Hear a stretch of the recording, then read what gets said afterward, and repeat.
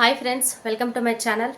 ಇವತ್ತು ಬುಧವಾರ, ಟೈಮ್ ಆಗಲೇ 1:15 ಈಗ ವ್ಲಾಗ್ ಸ್ಟಾರ್ಟ್ ಮಾಡ್ತಾ ಇದ್ದೀನಿ.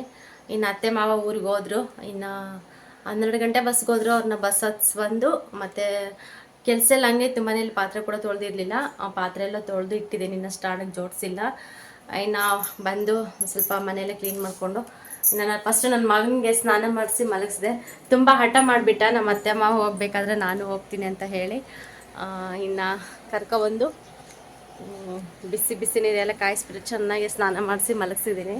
ಮಲ್ಕೊಂಡಿದ್ದಾನೆ. ಇಲ್ಲೇ ಹೊರಗಡೆನೇ ಚಪ್ಪರದ ಕೆಳಗೆ ಮಂಚದ ಮೇಲೆ ಮಲಗಿಸಿದ್ದೀನಿ. ಮತ್ತು ಫ್ಯಾನ್ ಕೂಡ ಹಾಕಿದ್ದೀನಿ, ಚೆನ್ನಾಗಿ ನಿದ್ದೆ ಮಾಡಲಿ ಅಂತೇಳ್ಬಿಟ್ಟು ಮಲಗಿಸ್ಬಿಟ್ಟಿದ್ದೀನಿ.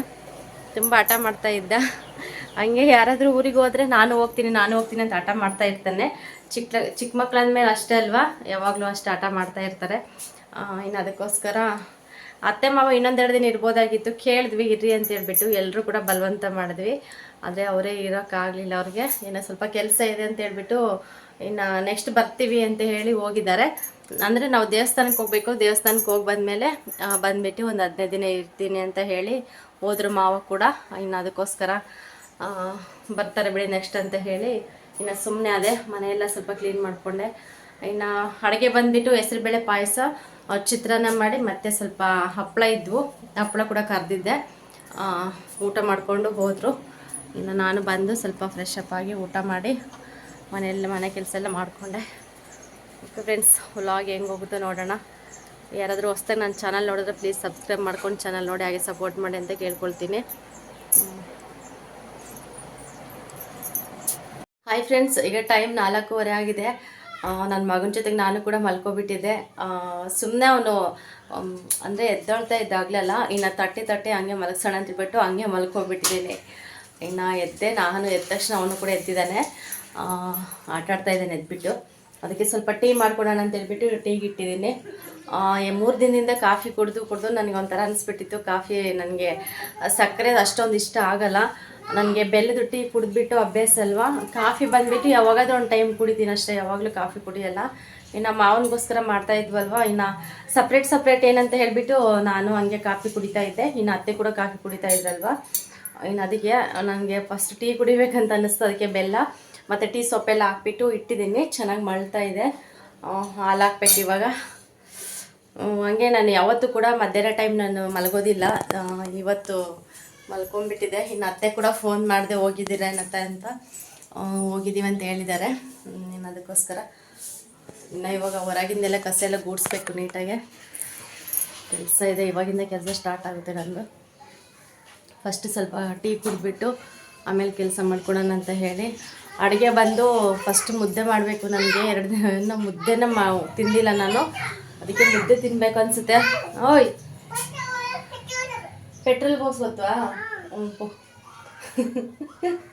ಬಾಯ್. ಆ ಕ್ಯಾನ್ ಇಟ್ಕೊಂಡ್ಬಿಟ್ಟು ನಾನು ಪೆಟ್ರೋಲ್ ಹಾಕ್ಸ್ಕೊಬರ್ತೀನಿ ಹೋಗಿ ಅಂತ ಹೇಳ್ತಾನೆ ಇರ್ತಾನೆ ನೆನ್ನೆಯಿಂದ. ಆ ಕ್ಯಾನೇ ಬಿಡ್ತಾ ಇಲ್ಲ. 5 ಲೀಟ್ರ್ ಕ್ಯಾನ್ ತೊಗೊಂಡಿದ್ದಾನೆ, ಎಣ್ಣೆ ಕ್ಯಾನು.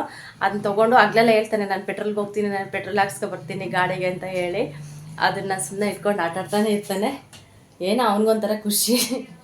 ಏನು ಆಟಾಡ್ಕೊಳ್ಳಿ ಅಂತ ಸುಮ್ಮನೆ ಆಗಿದ್ದೀನಿ ಅಷ್ಟೇ ಫ್ರೆಂಡ್ಸ್. ಅದಕ್ಕೆ ಮುದ್ದೆ ಮಾಡೋಣ ಅಂದ್ಕೊಂಡಿದ್ದೀನಿ. ಮುದ್ದೆ ಮಾಡಿ 2 ಬದನೆಕಾಯಿ ಇದ್ದಾವೆ, ಅದರಲ್ಲಿ ಒಂದು ಬದನೆಕಾಯಿ ಸುಟ್ಬಿಟ್ಟು ಗೊಜ್ಜು ಕಿವಿಸಿ ಫಸ್ಟ್ ಮುದ್ದೆ ಮಾಡ್ತೀನಿ.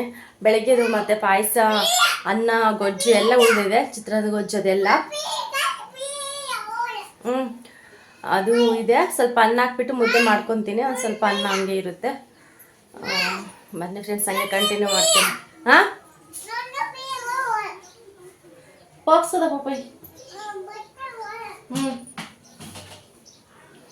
ಓಕೆ ಫ್ರೆಂಡ್ಸ್, ಕಂಟಿನ್ಯೂ ಮಾಡ್ತೀನಿ ಬನ್ನಿ. ಟೀ ಎಲ್ಲ ಕುಡಿದಿದ್ದಾದಮೇಲೆ ಇನ್ನು ಒಳಗೆಲ್ಲ ಸ್ವಲ್ಪ ಕ್ಲೀನ್ ಮಾಡಿಕೊಂಡೆ, ಕಸ ಎಲ್ಲ ಗುಡಿಸ್ದೆ.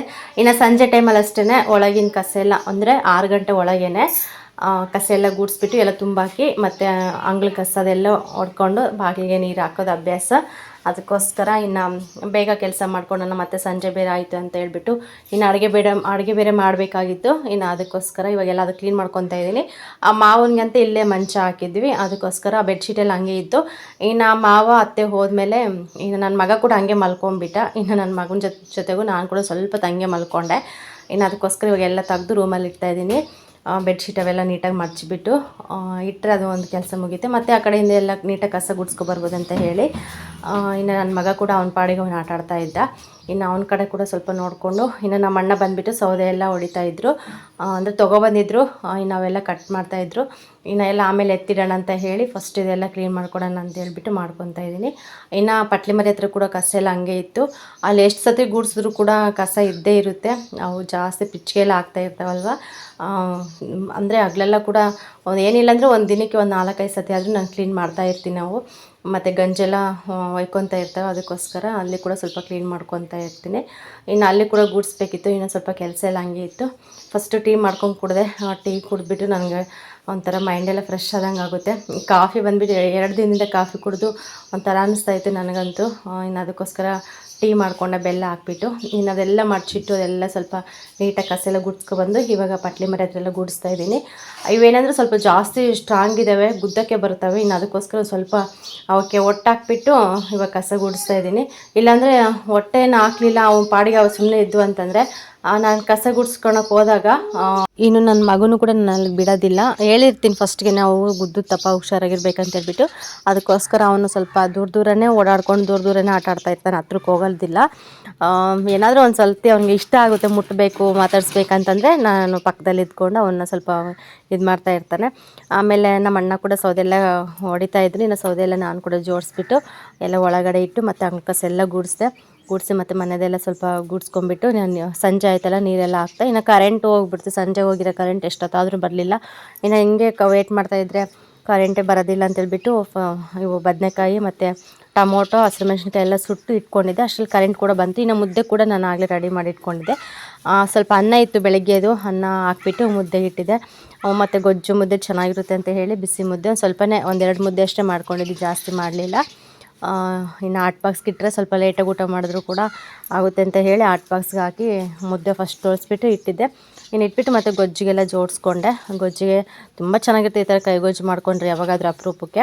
1 ಬದನೆಕಾಯಿ ಮತ್ತು 2 ಚಿಕ್ಕ ಟೊಮೊಟೊ, 4 ಹಸಿಮೆಣ್ಸಿನ್ಕಾಯಿ ಸುಟ್ಟಿದ್ದಷ್ಟೇ, ಸುಟ್ಬಿಟ್ಟು ಸ್ವಲ್ಪ ಬೆಳ್ಳುಳ್ಳಿ, ಕೊತ್ತಂಬರಿ ಸೊಪ್ಪು, ಉಪ್ಪು ಇಷ್ಟು ಹಾಕಿದ್ರೆ ಸಾಕು. ತುಂಬ ಚೆನ್ನಾಗಿರುತ್ತೆ ಟೇಸ್ಟ್ ಮಾತ್ರ. ಬಿಸಿ ಮುದ್ದೆಗೂ ಅನ್ನಕ್ಕೂ ಕೂಡ ತುಂಬ ಚೆನ್ನಾಗಿರುತ್ತೆ. ಸ್ವಲ್ಪ ಹುಣ್ಸೆಹಣ್ಣು ಹಾಕಬೇಕು. ಹುಣ್ಸೆಹಣ್ಣು ಹಾಕಿದ್ರೆ ಇನ್ನೂ ಟೇಸ್ಟ್ ಒಂಥರ ಚೆನ್ನಾಗಿರುತ್ತೆ. ಟೊಮೊಟೊ ಜೊತೆಗೆ ಸ್ವಲ್ಪ ಹುಣ್ಸೆಹಣ್ಣು ಹಾಕಿ ಕಿವುಚಿದ್ರೆ ಇನ್ನೂ ಚೆನ್ನಾಗಿರುತ್ತೆ. ಇನ್ನು ಊಟ ಕೂಡ ಎಲ್ಲ ಆಯಿತು. ಊಟ ಎಲ್ಲ ಮುಗಿಸಿ ಆಗಲೇ ಟೈಮ್ ಬಂದುಬಿಟ್ಟು ಒಂದು 8:40 ಏನಾಗಿತ್ತು, 8:45 ಏನಾಗಿತ್ತು ಟೈಮ್ ಬಂದುಬಿಟ್ಟು.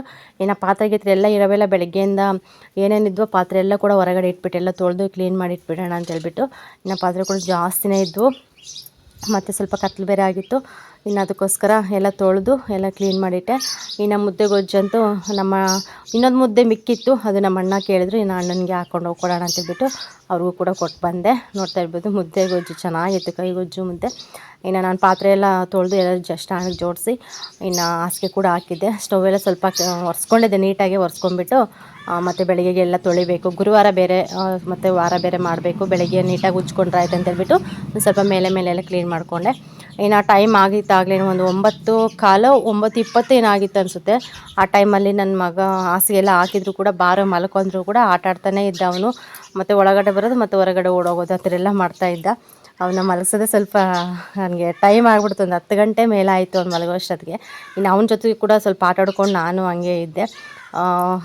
ಚೆನ್ನಾಗಿ ಆಟ ಆಡ್ಕೊಂಡು ಚೆನ್ನಾಗಿರ್ತಾನೆ. ಇನ್ನು ಅದಕ್ಕೋಸ್ಕರ ಬಿಡು ಆಟ ಆಡಲಿ, ನಾನು ನಿದ್ದೆ ಬಂದಿಲ್ಲ ಅಂತೇಳ್ಬಿಟ್ಟು. ಇನ್ನು ಮಧ್ಯಾಹ್ನ ಕೂಡ ಚೆನ್ನಾಗಿ ಮಲ್ಕೊಂಡಿದ್ದ. ಇನ್ನು ಅದಕ್ಕೋಸ್ಕರ ನಾನು ಬಿಡು ಅಂತೇಳ್ಬಿಟ್ಟು ಒಂದು 10 ಗಂಟೆವರೆಗೂ ಮೇಲೆ ಆಯಿತು ಮಲಗೋ ಅಷ್ಟೊತ್ತಿಗೆ. ಓಕೆ ಫ್ರೆಂಡ್ಸ್, ಈ ಚಿಕ್ಕ ವ್ಲಾಗು ನಿಮಗೆ ಸ್ವಲ್ಪನಾದ್ರೂ ಇಷ್ಟ ಆದರೆ ಲೈಕ್ ಮಾಡಿ, ಕಮೆಂಟ್ ಮಾಡಿ, ಶೇರ್ ಮಾಡಿ. ಹಾಗೆ ಯಾರಾದರೂ ನನ್ನ ಚಾನಲ್ ಹೊಸ್ದಾಗಿ ನೋಡಿದ್ರೆ ಪ್ಲೀಸ್ ಸಬ್ಸ್ಕ್ರೈಬ್ ಮಾಡ್ಕೊಂಡು ಚಾನಲ್ ನೋಡಿ ಹಾಗೆ ಸಪೋರ್ಟ್ ಮಾಡಿ ಅಂತ ಕೇಳ್ಕೊಳ್ತೀನಿ ಫ್ರೆಂಡ್ಸ್.